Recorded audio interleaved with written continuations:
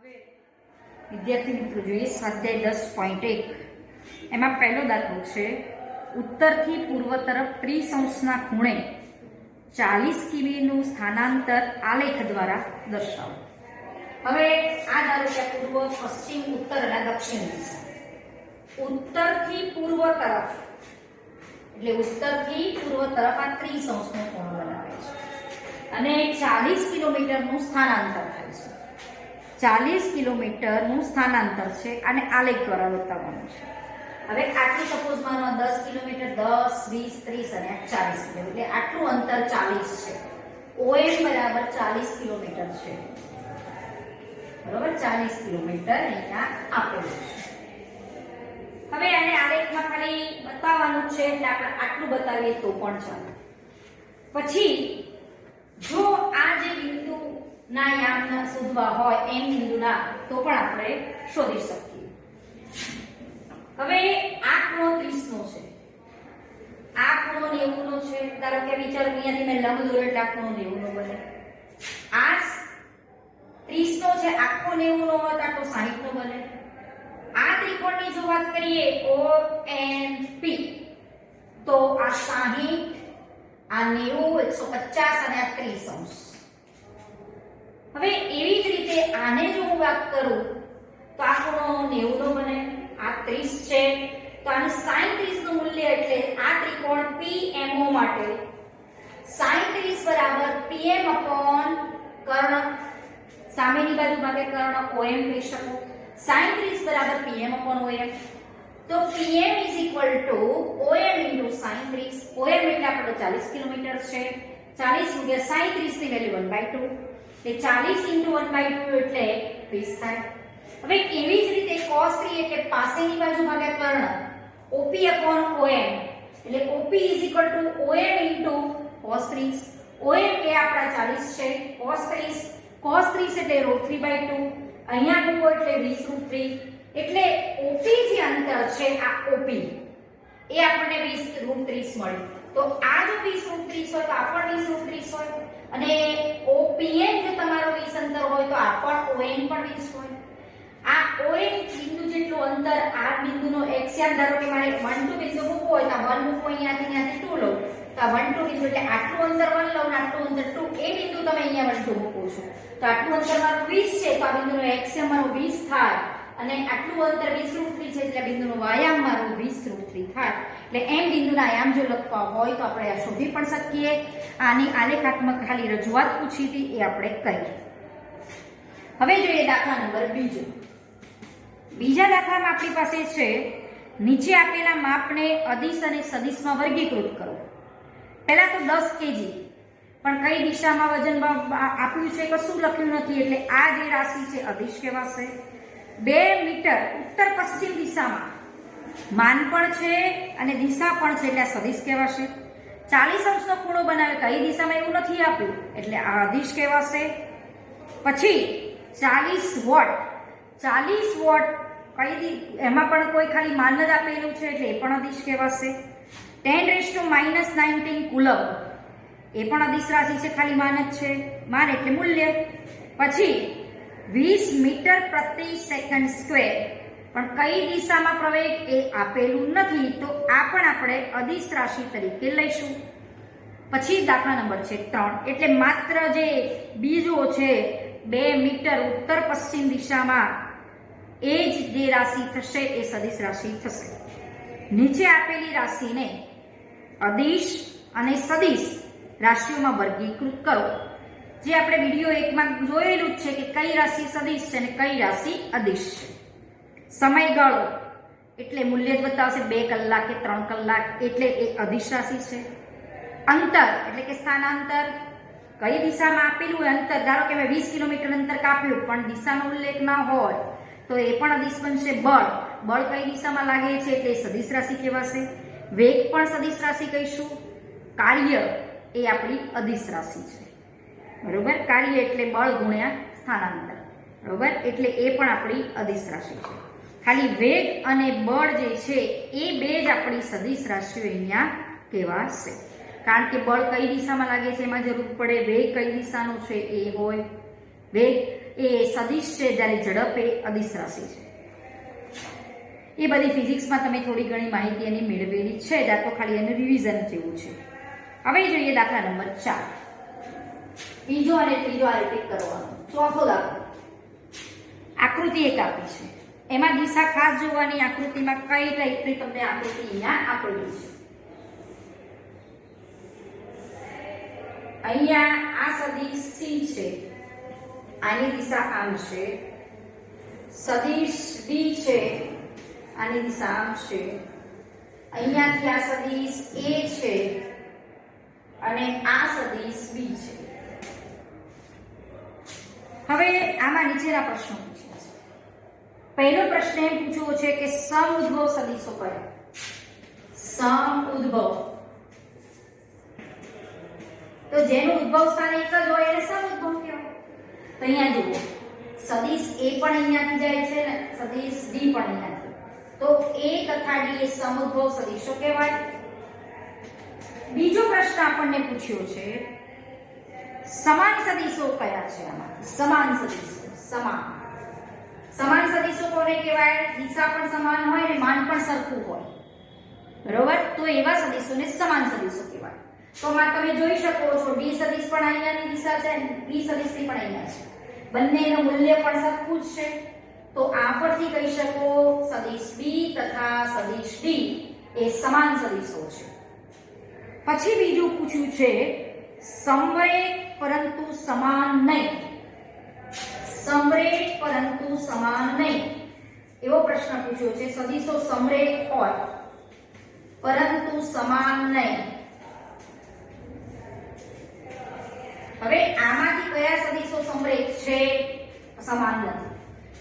સમરેખની વ્યાખ્યા શું હતી કે કોઈ એવા બે સદિશ, કોઈ પણ સદિશ કે જે કોઈ રેખાને સમાંતર હોય, તેના માન અને દિશાના નિરપેક્ષ માન અને દિશા પર આધાર ન રાખે, ખાલી કોઈ એક રેખાને સમાંતર જ હોય એવા સદિશને આપણે સમરેખ કહીએ છીએ.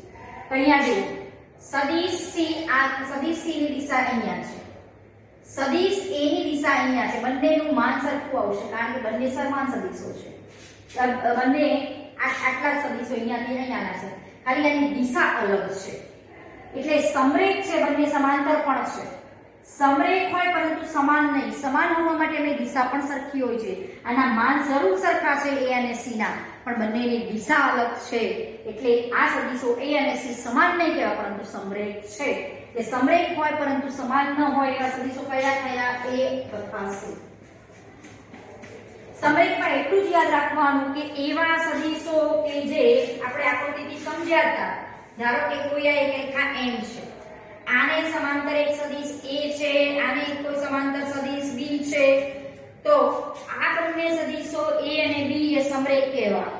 ભલે એના મૂલ્ય અલગ હોય, દિશા અલગ હોય, એટલે મૂલ્ય અને દિશાથી નિરપેક્ષ હોય છે. નિરપેક્ષ એટલે કે સ્વતંત્ર, એના ઉપર આધાર રાખતા નથી. એવા બે સદિશોને જ આપણે સમરેખ સદિશો કહીએ છીએ. એટલે આવું મગજમાં આકૃતિ રાખવાની એટલે આપોઆપ ક્લિયર થાય. સમાંતર હોવા જોઈએ, માન અને દિશા સરખા ના હોય તો ચાલો, બરોબર? તેવા સદિશોને સમરેખ કહીએ છીએ. હવે આમાંથી તમને કેટલાક સમજ્યા હોય સદિશના પ્રકાર, એના ઉપરથી છેલ્લો દાખલો પૂછ્યો છે કે નીચેના વિધાનોમાં કયું વિધાન સત્ય છે અને કયું વિધાન અસત્ય છે. પાંચમા દાખલામાં પૂછ્યું છે. હવે તમને એમ પૂછ્યું છે એ તથા માઇનસ એ સદિશ સમરેખ છે, સત્ય છે કે અસત્ય જણાવો.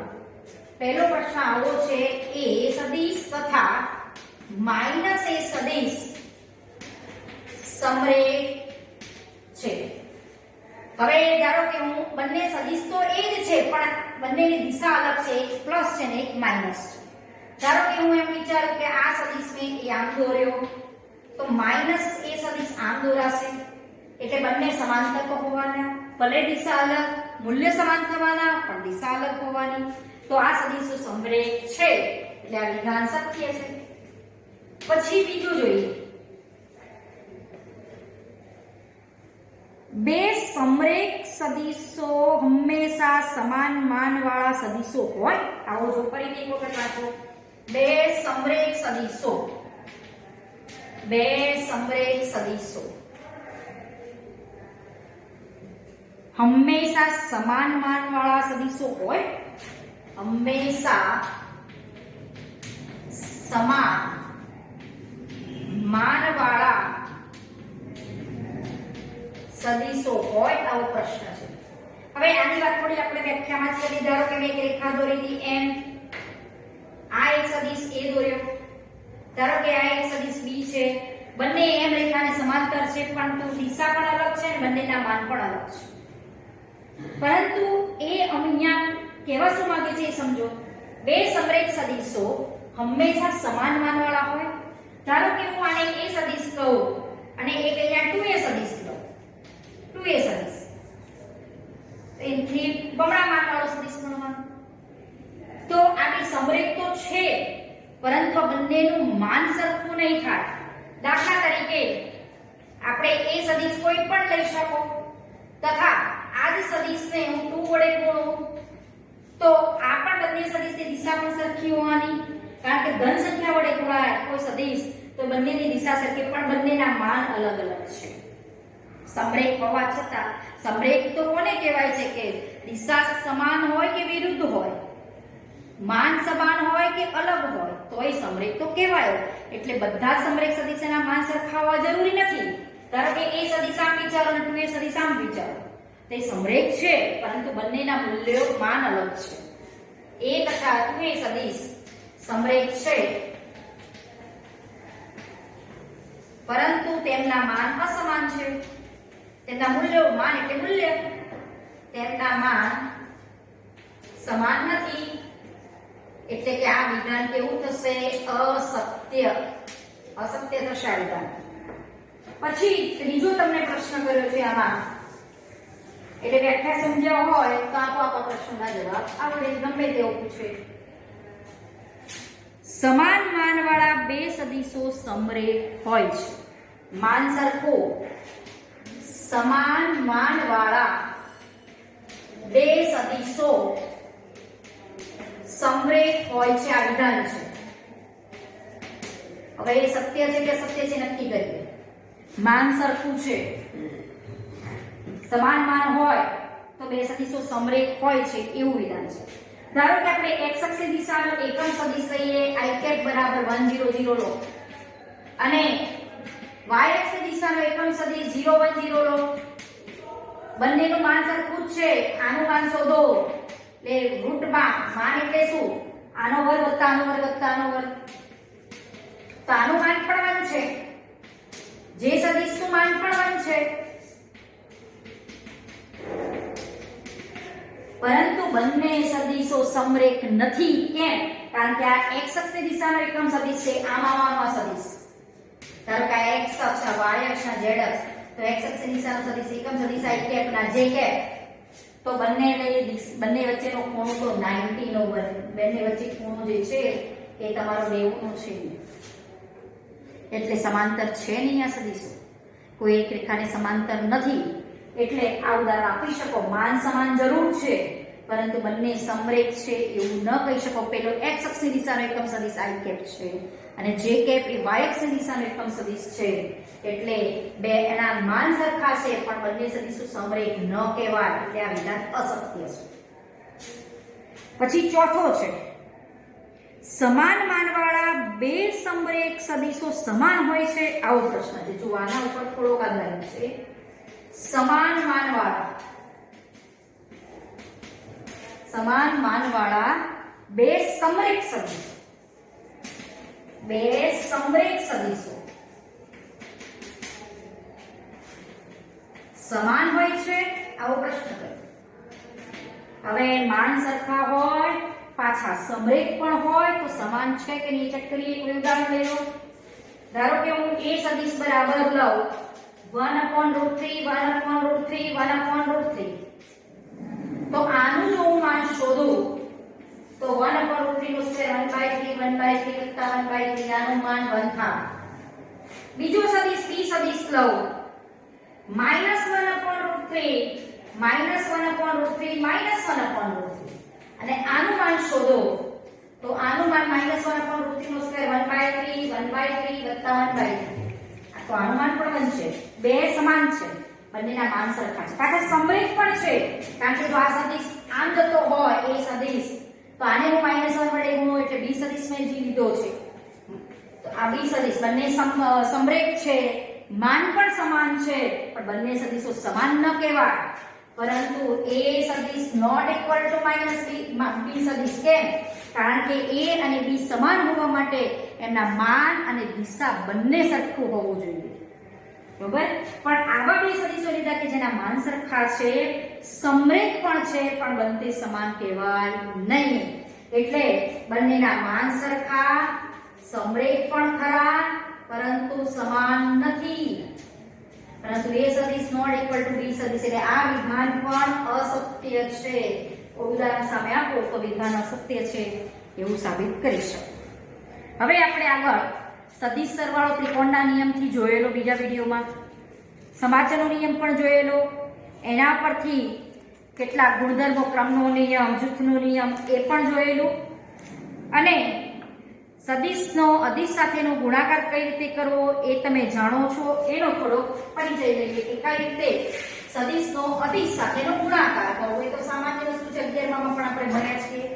ધારો કે કોઈ પણ સદિશ છે, દાખલાની રીતે જોઈ લઈએ 1 2 3, એને કોઈ ચોક્કસ સંખ્યા વડે ગુણો, કોઈ ચોક્કસ સંખ્યા વડે, ગમે તે સંખ્યા વડે ગુણો, -2 વડે ગુણો, સપોઝ તો બધા ઘટકો -2 વડે ગુણાય તો આ સદિશ, આને તમે આ સદિશને અદિશ વડે ગુણ્યો કહેવાય, સદિશનો અદિશ સાથેનો ગુણાકાર કહેવાય.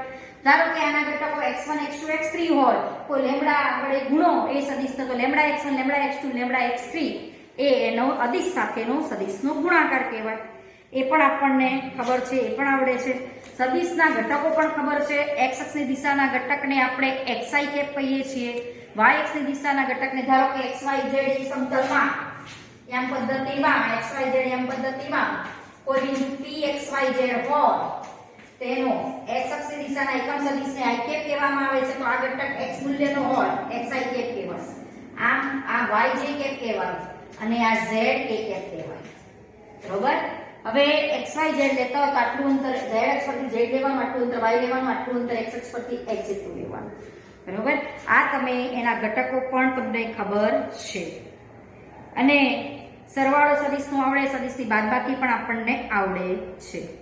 હવે એક બીજી વસ્તુ ખાસ જોવાની છે કે એ આ તમે જુઓ પેજ નંબર ચોપડીમાં પેજ નંબર 361 ઉપર આ માહિતી છે. એમાં તમે એ જાણો જ છો, ખાલી એને લગતી કેટલીક વસ્તુ લખેલી છે એ પણ આપણે લઈ શકીએ. હવે આમાંથી xyz ઘટક છે, ધારો કે અહીંયા હું OP બિંદુ લઉં, આ OP એનો સ્થાન સદિશ r સદિશ લઉં તો r સદિશ બરાબર OP સદિશ બરાબર r સદિશ કહેવાય બરાબર xyz કહેવાય. એ r સદિશના અદિશ ઘટકો કહેવામાં આવે છે. અને આને જો હું દિશા સાથે ગુણું, r સદિશના અદિશ ઘટકો લખવા હોય તો xyz ઘટક અદિશ ઘટક. પણ જો આમાંથી દિશાની વાત કરવામાં આવે તો xi કેપ, yj કેપ અને zj કેપ છે એ એને i કેપ x અક્ષની દિશાનો એકમ સદિશ છે, અદિશને સદિશ સાથે ગુણો એટલે સદિશ મળે, એટલે આના સદિશ ઘટકો કહેવાશે. જ્યારે આ સદિશના જે xyz ઘટકો છે x y ની z એ અદિશ કહેવાય, અને xi કેપ, yj કેપ અને zj કેપ કે zk કેપ છે એ સદિશ ઘટકો કહેવાશે. હવે આનું માનની પણ વ્યાખ્યા આપણને આવડે છે, એ ફરીથી એક વખત જોઈ લઈએ, અત્યારમાં મત જોયેલી હતી. ધારો કે સદિશ OP બરાબર એટલે કે r સદિશ બરાબર xyz હોય, તેનો મતલબ કે p ના સ્થાન સદિશમાંથી o નો સ્થાન સદિશ બાદ કરેલો છે, o નો સ્થાન સદિશ 0 0, x - 0, y - 0, z - 0.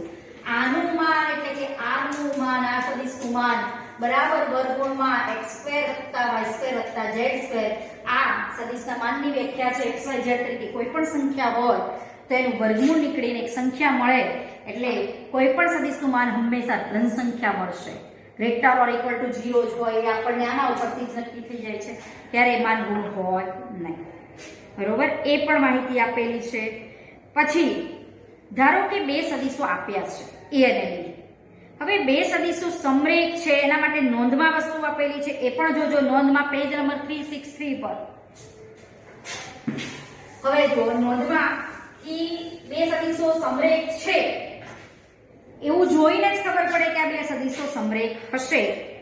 હવે સમરેખ હોય તો કાં તો એમની દિશા સમાન પણ હોય, વિરુદ્ધ હોય તો પણ સમરેખ કહેવાય. અને એમના માન સમાન હોય અથવા વિરુદ્ધ હોય તો પણ સમરેખ, સમાન હોય અથવા અલગ હોય તો પણ એ સમરેખ કહેવાય. સમરેખ સદિશની મગજમાં આવી લે કે ક્લિયર રાખો, કોઈ રેખાને સમાંતર હોય આ સદિશો. બસ આ યાદ રાખશો એટલે સમરેખ ઓટોમેટિક ક્લિયર. બંનેના માન અલગ છે, એક રેખાની સમાંતર છે, બંનેની દિશા પણ અલગ છે, પણ સમરેખ છે. એનો મતલબ કે હું કોઈ સદિશ ગમે તે લઉં, એ સદિશના જે ઘટકો છે અને બીજો કોઈ સદિશ લઉં, બરોબર. હવે કોઈ બીજો સદિશ લીધો, એને આપેલા પહેલા સદિશના કોઈ સંખ્યા વડે ગુણવાથી જો બીજો સદિશ બનતો હોય, સપોઝ આમાં જ વાત કરીએ, ધારો કે એ સદિશ મેં લીધો, એના ઘટકો a1 a2 a3 લીધા, તમે તે સદિશના ઘટકો છે. હવે b સદિશ મેં લીધો b1 b2 b3, એના ઘટકોને b1 b2 b3 સ્થાન સદિશ લીધો. હવે આના બરાબર ધારો કે આ b1 b2 b3 મળે છે, એ કોઈ સંખ્યા લેમ્ડા એ સદિશના ઘટકોને લેમ્ડા વડે ગુણવાથી જો મળતી હોય, b સદિશના ઘટકો સપોઝ લઈએ, હું લઉં a બરાબર સપોઝ 1 2 3, b સદિશ લઉં 2 4 6, તો b સદિશ એ સદિશના ઘટકોને તમે 2 વડે ગુણો એટલે b સદિશના ઘટકો મળે છે. ધન સંખ્યા વડે જ ગુણવા જરૂર નથી, ઋણ સંખ્યા વડે પણ ગુણો, કારણ કે બંનેની દિશા અલગ હોય પણ એક રેખાની સમાંતર હોવા જોઈએ. તો ધારો કે આ લેમ્ડા તરીકે ધન ઋણ ગમે તે સંખ્યા પર 0 સિવાયની કોઈ સંખ્યા લેવાની. તો આના ઉપરથી કહી શકો કે b1 b2 b3, અહીંયા મેં 2 4 6 લીધા છે, એના જે સદિશના ઘટકોને મેં લેમ્ડા તરીકે 2 સંખ્યા વડે ગુણી, અને આ ધારો કે આને 2 વડે ગુણો, આ સદિશ a છે એને હું 2 વડે ગુણું એટલે b સદિશ મળે છે, બરોબર. તો આના ઉપરથી આપણે એમ કહી શકીએ કે b1 lambda a1, b1 lambda a1, b2 lambda a2, b3 lambda a3. તો લેમ્ડા બરાબર b1 ભાગ્યા a1, આના ઉપરથી લેમ્ડા બરાબર b2 upon a2, આના ઉપરથી લેમ્ડા બરાબર b3 upon a3. હવે લેમ્ડા લેમ્ડા સરખાવો તો શું થશે? b1 upon a1 બરાબર b2 upon a2 બરાબર b3 upon a3. એટલે કે આમના જે ઘટકો છે એમનો ગુણોત્તર પ્રમાણમાં હોય, એમના ગુણોત્તર પ્રમાણમાં હોય તો પણ કહી શકો કે બે સદિશો સમરેખ છે. સપોઝ આ ઉદાહરણ લઈએ આપણે, આ b1 b2 b3, આ b1 2 ભાગ્યા 1, 4/2, 6/3, તો આ બધાનો ગુણોત્તર બે સમાન છે, તો આવા સદિશો સમરેખ કહેવાય. એ તમને નોંધમાં આપેલું છે અને આટલું જોઈને ખબર પડે છે કે બે સદિશો સમરેખ છે. હવે આના ઉપરથી આપણે કોઈ સદિશ આપેલો છે, આ ધારો કે OP સદિશ બરાબર R સદિશ લીધા, એના ઘટકો મેં x y અને z લીધા છે, બરાબર. ધારો કે આ OP સદિશ છે એટલે કે P બિંદુ આની વાત કરીએ છીએ.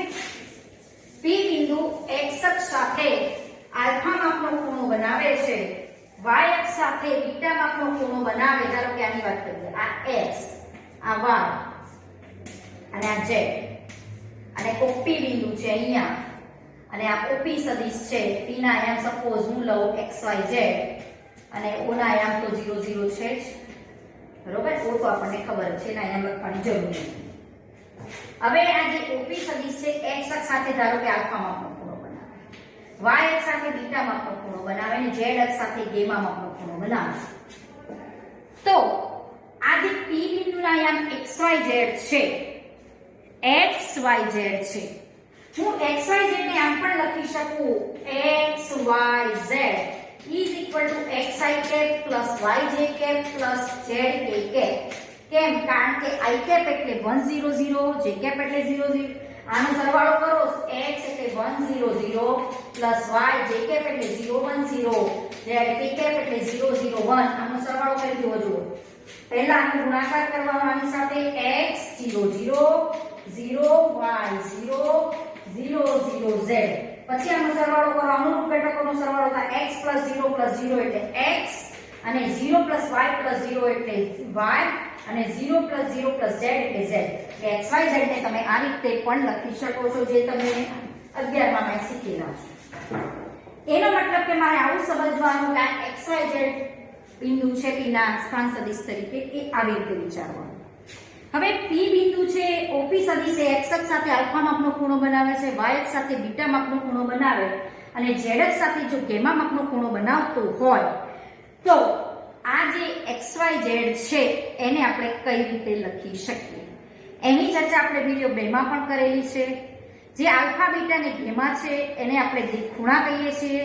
આના ઉપરથી cos આલ્ફા cos બીટા ને cos ગેમા જે શોધ્યા છે, આ ધારો કે હું r સદિશ લઉં તો cos આલ્ફા બરાબર આ મૂલ્ય ધારો કે અહીંયા x કહેવાય, અહીંયા y અને કોઈ z છે તો x upon r પણ જોયેલું બરોબર. અને cos beta y upon r થાય અને cos gamma z upon r થાય. આ વિડિયો 2 માં આપણે જોયેલું છે, એ ખાલી મેં રિપીટ કર્યું.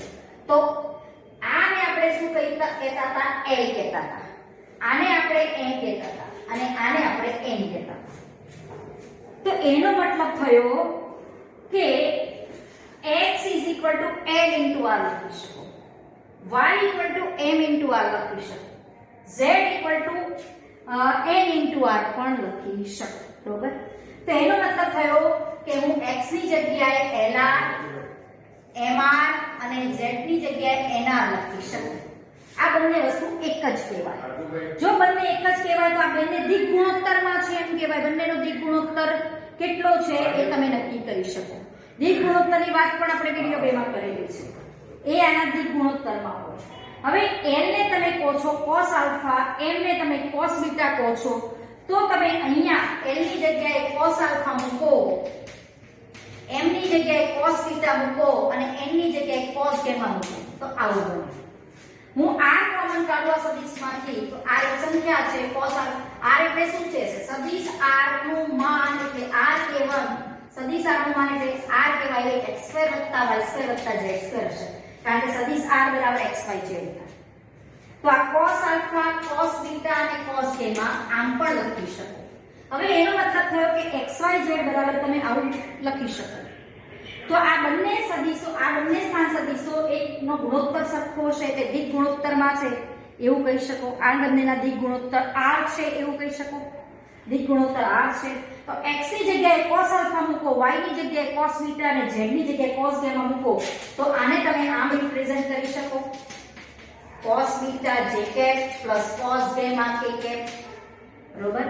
હવે બંને સદિશોના દિક ગુણોત્તર સમાન હશે, એનો દિક ગુણોત્તર r કહેવાય. દિક ગુણોત્તર r છે બંનેનો એવું કહી શકો. આ વસ્તુ તમને અહીંયા ત્રીજા નોંધમાં આપેલી છે, એ પણ આપણે અહીંયા ચર્ચા કરી.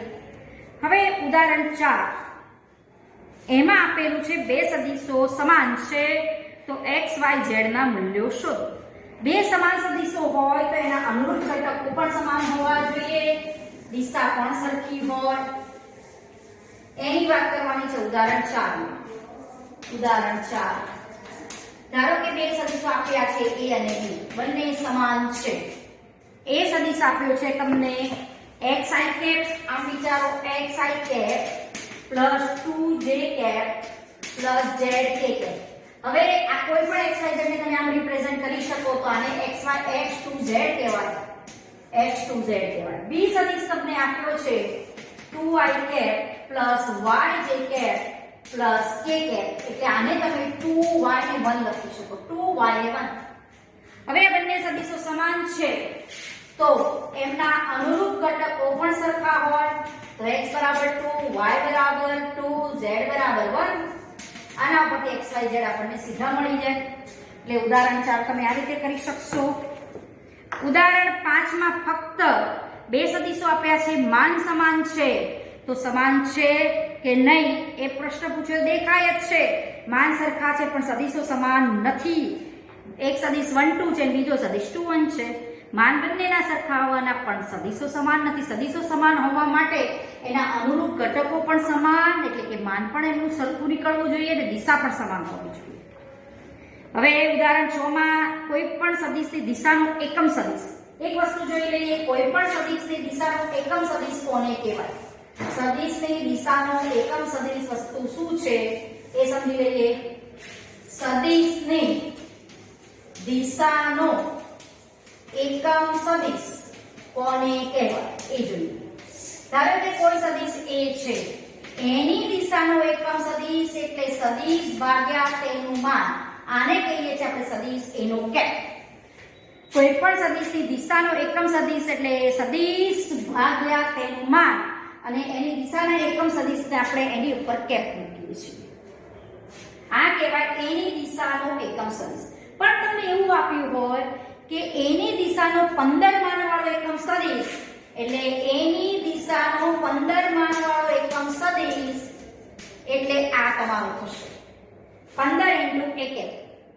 વિરુદ્ધ દિશાનો કીધો હોય તો -15 × a. એ રીતે આપણે એને ગણવાનું રહેશે. જે તમને ઉદાહરણ 6 માં પૂછ્યું છે, કોઈ એક સદિશ આપ્યો છે, એની દિશાનો એકમ સદિશ શોધો. ઉદાહરણ 6 તમને એ સદિશ આપ્યો છે 2i + 3j + k. 2i + 3j + k. હવે આ સદિશને તમે 2 3 1 લખી શકો આમ જ. હવે આનું માપ સદિશને તેના માન વડે ભાગો એટલે એની દિશાનો એકમ સદિશ એટલે એને કેપ કહેવાય. 2 3 1 અપોન એનું માન એટલે 2 નો વર્ગ 3 નો વર્ગ ને 1 નો વર્ગ એટલે 2 3 1 અપોન 9 4 13 ને 14 એટલે 2 અપોન √14 3 અપોન √14 અને 1 અપોન √14. આને જ આપણે એ સદિશના દિક કોસાઇન કહેતા હતા. cos આલ્ફા cos બીટા અને cos કે માં છે. એ પણ આપણે વિડિયો 2 માં એ પણ માહિતી મેળવેલી હતી. એવો જ દાખલો ઉદાહરણ 7 માં છે. એક સદિશ આપ્યો છે, સદિશનું માન 7 એકમ હોય તેવો સદિશ શોધો. 7 માન વાળો સદિશ શોધવાનો કીધો છે. 7 માન હોય એવો એટલે તમને જે સદિશ આપ્યો છે એ સદિશ ભાગ્યા તેનું માન અને એને 7 વડે ગુણી કાઢો એટલે તમને મળશે a ની દિશાનો 7 માન વાળો સદિશ. ધારો કે a ની દિશાનો 7 માન વાળો સદિશ એટલે દિશાનો 7 માન વાળો સદિશ એટલે દિશાનો સદિશ એટલે સદિશ ભાગ્યા તેનું માન એટલે કે એનો કેપ અને 7 વડે ગુણો. સદિશ ભાગ્યા તેનું માન એટલે કેપ કહેવાય. a ની દિશાનો 7 માન વાળો સદિશ એટલે જે સદિશ આપ્યો ભાગ્યા તેનું માન * 7 કરો એટલે a ની દિશાનો 7 માન વાળો સદિશ કહેવાય. વિરુદ્ધ દિશાનો પૂછ્યો હોય તો અહીંયા માઈનસ નિશાની આવે. ખાલી ઉદાહરણ 8 માં તો ખાલી સરવાળો જ છે, બરોબર. અને દિક કોસાઇન શોધવી હોય તો આપણે આગળ શોધ્યું એ જ પ્રમાણે સદિશ ભાગ્યા તેનું માન કરવાથી આ જે ઘટક મળે cos આલ્ફા cos બીટા અને cos કે માં કહેવાય છે. કેમ? કારણ કે આ x y z હોય તો આને તમે x લખી શકતા હોય cos alpha x / r. x અને r એટલે શું છે? વર્ગમૂળમાં x² + y² + z². એટલે આ cos આલ્ફા cos બીટા અને cos કે માં જ કહેવાશે. સદિશ ભાગ્યા તેનું માન કરો એ એના દિક કોસાઇન જ મળશે. અને બીજું હવે વિભાજન સૂત્ર પણ આપણે સદિશમાં ખાલી જોવાનું રહેશે કે જે આપણે રેખા ચેપ્ટરમાં ધોરણ 10 માં ધોરણ 11 માં શીખેલું છે એ જ વસ્તુનો અહીંયા ખાલી સદિશની રીતે ઉપયોગ છે. એ પણ જોઈ લઈએ. વિભાજન સૂત્ર, બરોબર. વિભાજન સૂત્ર. હવે વિભાજન સૂત્રમાં અહીંયા આપેલું છે એની જ વાત કરીએ. વિભાજન સૂત્ર. હવે ધારો કે અહીંયા આ O સદિશ, O છે બિંદુ, ઉગમ બિંદુ, O ને સાપેક્ષ આ Q બિંદુ છે, આ R બિંદુ છે અને આ સપોઝ છે આપણો P બિંદુ. હવે આ સદિશ જે PQ છે, સદિશ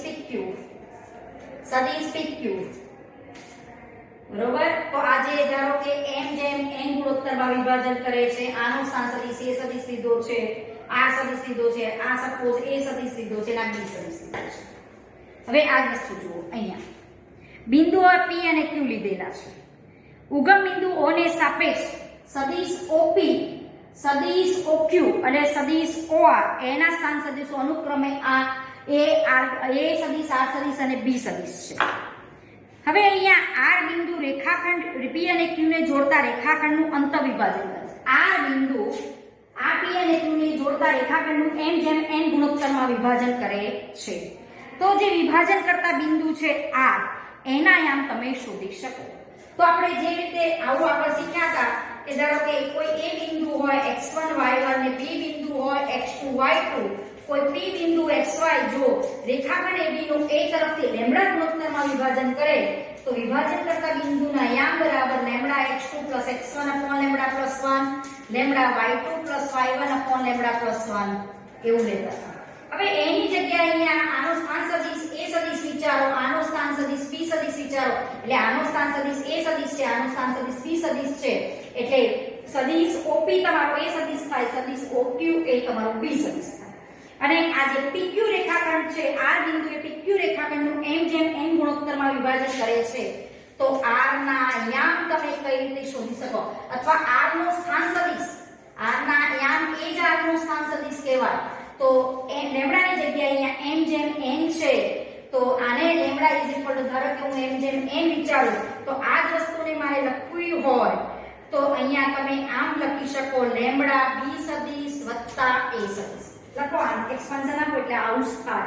આનું એક્સપાન્શન આપો, ધારો કે અહીંયા હું ઓક્યુ સદિશ છે અને હું એને x2y2 કહું અને x1y1 કહું, એ ઓપી સદિશને એના સ્થાન સદિશ OP x1y1 લીધા. OP a સદિશ બરાબર એના m ને x1y1 લીધા. OQ બરાબર b સદિશ એના બરાબર ને x2y2. R3 માં તો x1y1 z1 વિચારો અને x2y2 z2 વિચારો. તો તમે આના ઉપરથી લખી શકો કે આ રીતે લેમ્બડા b વત્તા a અપોન લેમ્બડા પ્લસ 1. બરોબર, આ વસ્તુ b ની જગ્યાએ મૂકો x2y2 પ્લસ a ની જગ્યાએ મૂકો x1y1 ને સરવાળો કરો તો આ થાય. તો r નું સ્થાન સદિશ તમારું થશે લેમ્બડા b સદિશ વત્તા a સદિશ અપોન લેમ્બડા પ્લસ 1. લેમ્બડાની જગ્યાએ m જેમ n મૂકી દો એટલે વિભાજન કરતા બિંદુ r જે છે એનો સ્થાન સદિશ મળી જાય, અથવા તો એના યામ મળે. બરોબર, આ સ્થાન સદિશ કહેવાય. b સદિશ અહીંયા જે આપ્યો હોય એ મૂકી દો, a સદિશ મૂકી દો, લેમ્બડા ગુણોત્તર જે ગુણોત્તરમાં વિભાજન કરતો હોય તે મૂકો, એના ઉપરથી આ એક સદિશ મળશે, એ આનો સ્થાન સદિશ કહેવાશે, એટલે કે r ના યામ મળશે. એ રીતે આ બધી વસ્તુનો ઉપયોગ કરી સ્વાધ્યાય 10.4 માં આપણને 10.2 માં દાખલા આપેલા છે, આપણે આગળ ભણશું.